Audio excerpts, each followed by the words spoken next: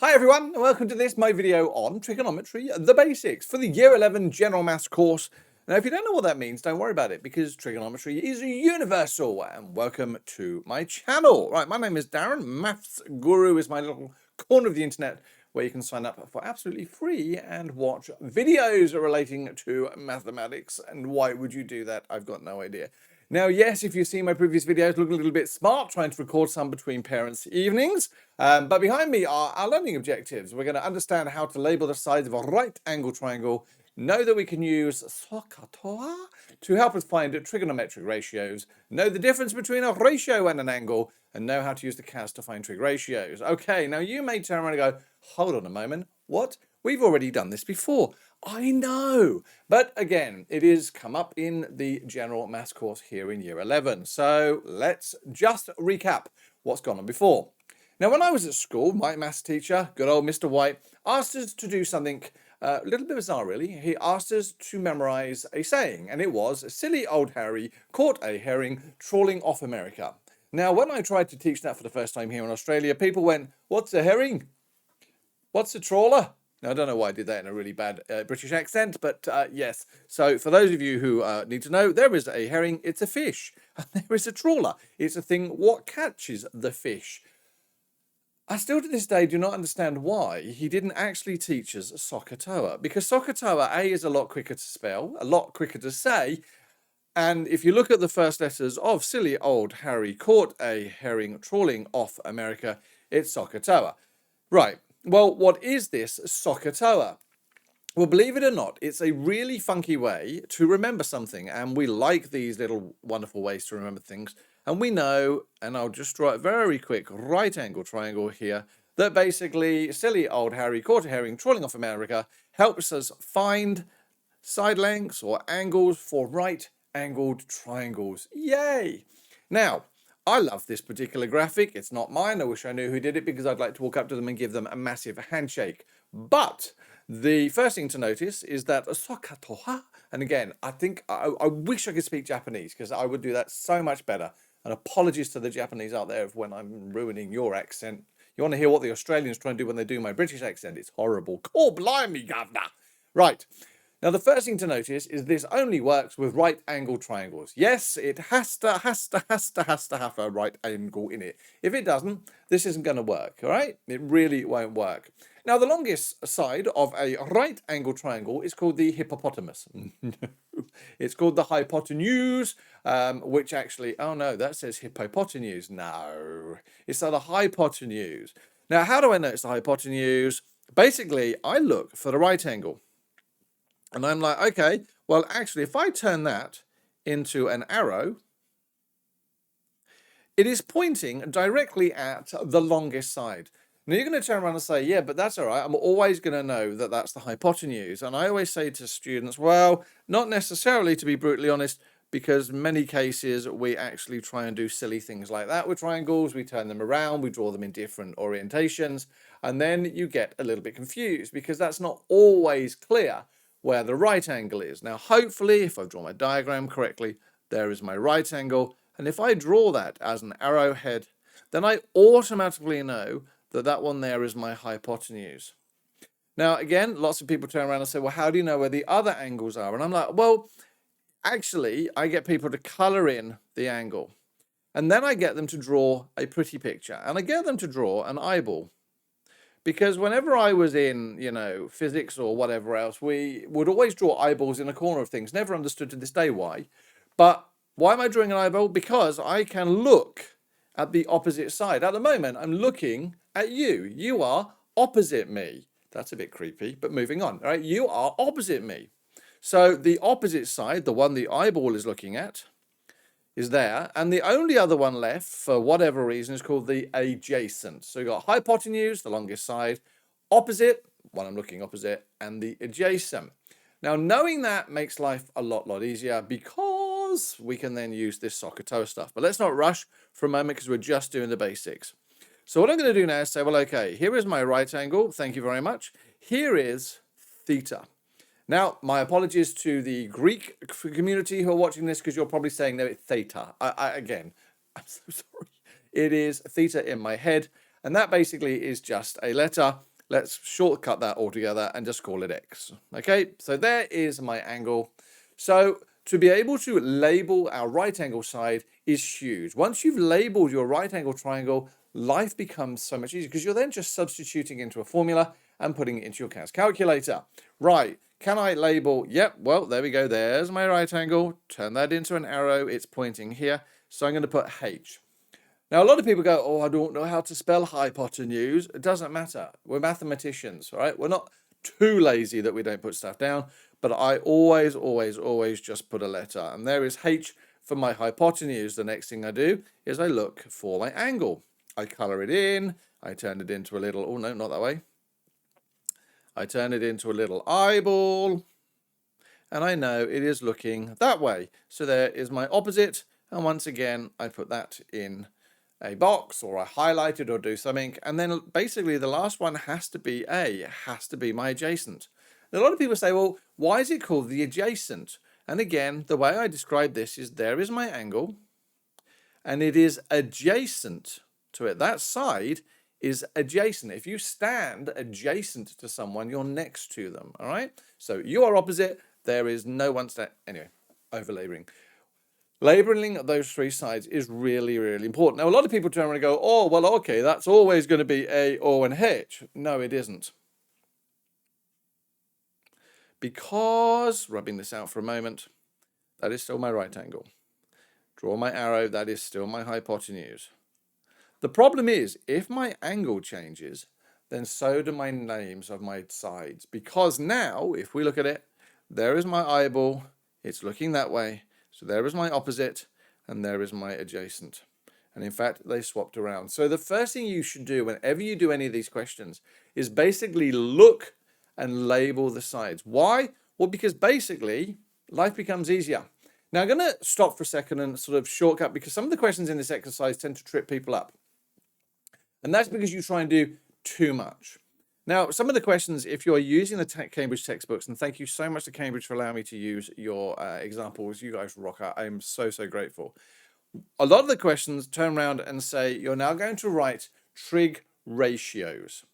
And a lot of people go, oh, what's a ratio? I don't know what a ratio is.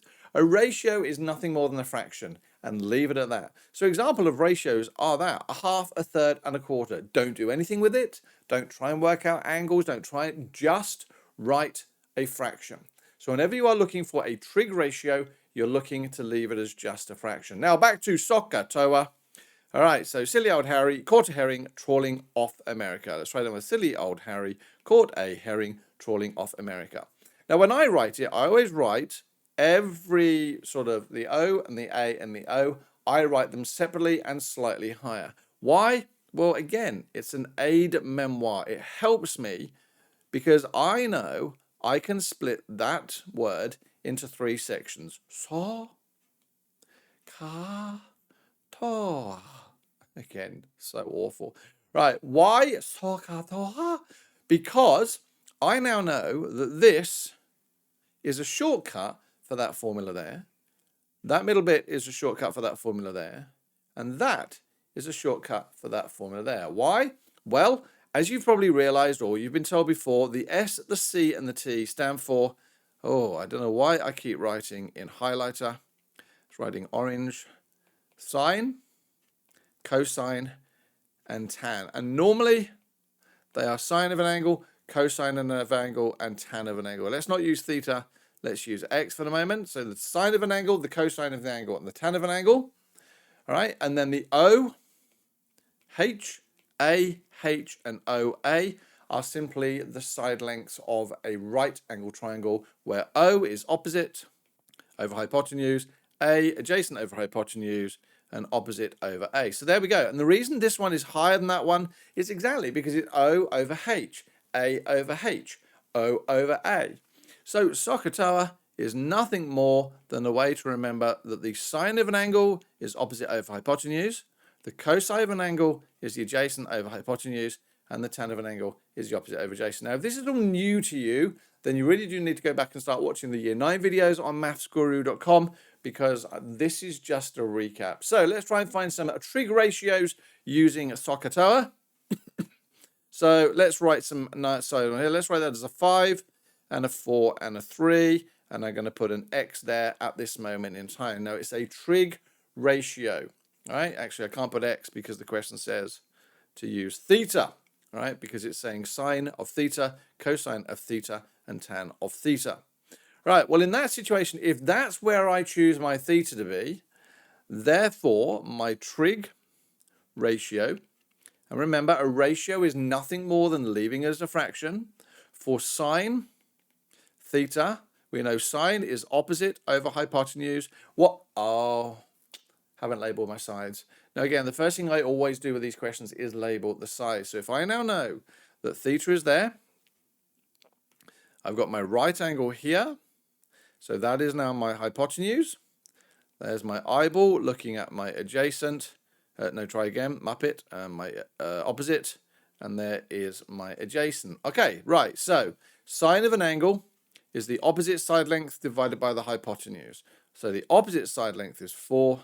The hypotenuse is 5. And believe it or not, you leave it like that. Because the question quite clearly says, find a trig ratio. It wants you just to leave it in a fraction. Oh, we like this. What about the next one then? Let's say, what did they say? Cosine of theta. The cosine of theta is my adjacent side length divided by my hypotenuse. Well, my adjacent side length is 3. And my hypotenuse is 5. And leave it. And my tan of theta is my opposite side length divided by my adjacent side length, which is 4 on 3. And ka-ching, we are done. Now, again, it's a trick. If you have an exam or a question that says, write the trig ratio, don't get tricked. It's just looking for a fraction. Right, here we go. Let's do some examples. And believe it or not, I'm almost at the end of this video. I love it. Give the lengths of the hypotenuse, the opposite side, and the adjacent side in the triangle shown below. Well, really, they're just saying, can you label this? Well, I should, Coco. So first things first, there is my right angle, turned it into, there is my hypotenuse. Here is my angle, turned it into an eyeball. I'm looking at my opposite there, and that therefore must be my adjacent. So, answering the question, therefore, my hypotenuse is equal to, I can't read my own handwriting or that diagram, 5. My adjacent is equal to 4. And my opposite is equal to 3. And people say trigonometry is difficult. It's all about labeling a triangle. Oh, now, the great thing about maths is we teach you what to go forwards, you also have to do backwards, and so refer to the diagram to answer the questions. What is the name of the side that is 12 units long? That's okay, we'll just label the sides again. Ka-ching, ka-ching, ka-ching. So that is my hypotenuse. There is my eye looking that way, so that is my opposite, and that is my adjacent. So looking at A, what do we have? What is the name of the side that's 12? That's the opposite. B, name the side that is 5. Adjacent. And what is C? Give the name of the side that is 13 long. It is the hypotenuse. And we're done. Come on. Now, the trick in general maths is to make sure your calculator is always in the right mode. And there is lots of ways of doing this. All right, you can do it from the home screen and you go to settings. The next screen will come up, or a menu will come up. You want to do document settings, and then you want to scroll down and make sure 2 things are true. Well, actually 3 things are true. Firstly, that there, all right, what does it say? Display digits should always be float. Not float 6, float. You then want to make sure that your angle always reads degrees. You are never going to use radians. You're always going to use degrees. And you want to make sure your calculation mode is always approximate. Right, that's going to give you decimals. You don't necessarily want to have everything in fractions.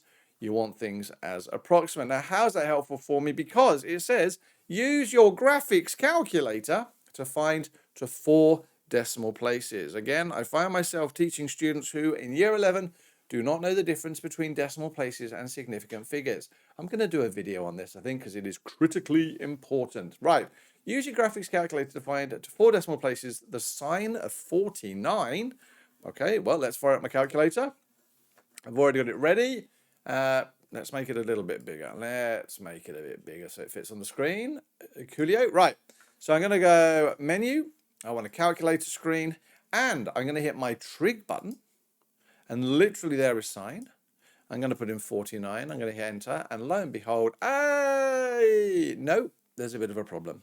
What did I notice? My calculator was in the wrong mode. Now, again, there are other ways of changing your calculator mode. If you've got the TI Inspire, you can actually move. You see my mouse is moving up there? If I click on the rad, it changes to degrees. So then, copy that down. Oh, hold on a minute. What did I do there? If you take your cursor up and highlight something and then hit return, it actually copies it down. So those of you who are like typing things in again, because you don't, just copy it and drag it down. Hit enter, and there we go. That will give me my sine of 49 degrees. So part A, he says, writing in highlighter once again. When will I learn? Part A, 4 decimal places is 0.754 and 7. Part B, what does it want there? It wants the cosine of 16. So we go trig, cosine of 16 degrees. Gives me 0.961 and 3, because that 6 does that. And the tan, trig and tan of 27.3 degrees gives me, part C, 0.5161.